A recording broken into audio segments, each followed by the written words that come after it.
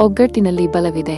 ವಿವರಣೆ ಮತ್ತು ಉದಾಹರಣೆಗಳು. ಅರ್ಥ: ಒಗ್ಗಟ್ಟಿನಲ್ಲಿ ಬಲವಿದೆ ಎಂಬ ಗಾದೆ ಮಾತು ಸರಳವಾಗಿ ಹೇಳುವುದಾದರೆ, ಹಲವಾರು ಜನರು ಒಂದಾಗಿ ಕೆಲಸ ಮಾಡಿದಾಗ ಅವರು ಒಬ್ಬೊಬ್ಬರಾಗಿ ಮಾಡುವುದಕ್ಕಿಂತ ಹೆಚ್ಚು ಶಕ್ತಿಶಾಲಿಯಾಗಿರುತ್ತಾರೆ ಎಂದು ಸೂಚಿಸುತ್ತದೆ. ಒಗ್ಗಟ್ಟು ಎಂದರೆ ಸಹಕಾರ, ಒಂದೇ ಗುರಿಯತ್ತ ಕೆಲಸ ಮಾಡುವುದು ಮತ್ತು ಪರಸ್ಪರ ಬೆಂಬಲಿಸುವುದು.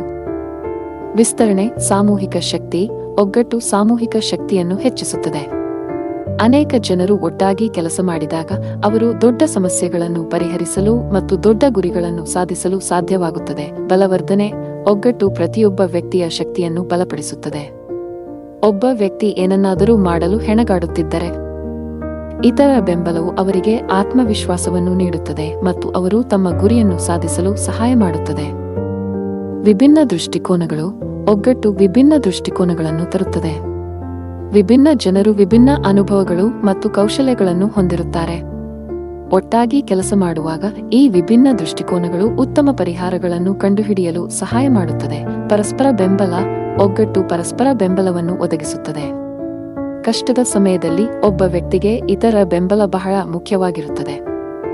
ಉದಾಹರಣೆಗಳು. ಕ್ರೀಡೆ. ಒಂದು ಕ್ರೀಡಾ ತಂಡದಲ್ಲಿ ಎಲ್ಲ ಆಟಗಾರರು ಒಟ್ಟಾಗಿ ಕೆಲಸ ಮಾಡಿದಾಗ ಮಾತ್ರ ಅವರು ಗೆಲ್ಲಬಹುದು. ಕುಟುಂಬ. ಒಂದು ಕುಟುಂಬದಲ್ಲಿ ಎಲ್ಲಾ ಸದಸ್ಯರು ಪರಸ್ಪರ ಬೆಂಬಲಿಸಿದಾಗ ಮಾತ್ರ ಅವರು ಸಂತೋಷವಾಗಿರಬಹುದು. ಸಮಾಜ. ಒಂದು ಸಮಾಜದಲ್ಲಿ ಎಲ್ಲಾ ಜನರು ಒಟ್ಟಾಗಿ ಕೆಲಸ ಮಾಡಿದಾಗ ಮಾತ್ರ ಅವರು ಅಭಿವೃದ್ಧಿ ಹೊಂದಬಹುದು. ಕಂಪನಿ. ಒಂದು ಕಂಪನಿಯಲ್ಲಿ ಎಲ್ಲಾ ಉದ್ಯೋಗಿಗಳು ಒಟ್ಟಾಗಿ ಕೆಲಸ ಮಾಡಿದಾಗ ಮಾತ್ರ ಅವರು ಯಶಸ್ವಿಯಾಗಬಹುದು. ತೀರ್ಮಾನ. ಒಗ್ಗಟ್ಟು ಎಂಬುದು ಯಾವುದೇ ಗುಂಪಿನ ಯಶಸ್ಸಿಗೆ ಬಹಳ ಮುಖ್ಯವಾದ ಅಂಶವಾಗಿದೆ.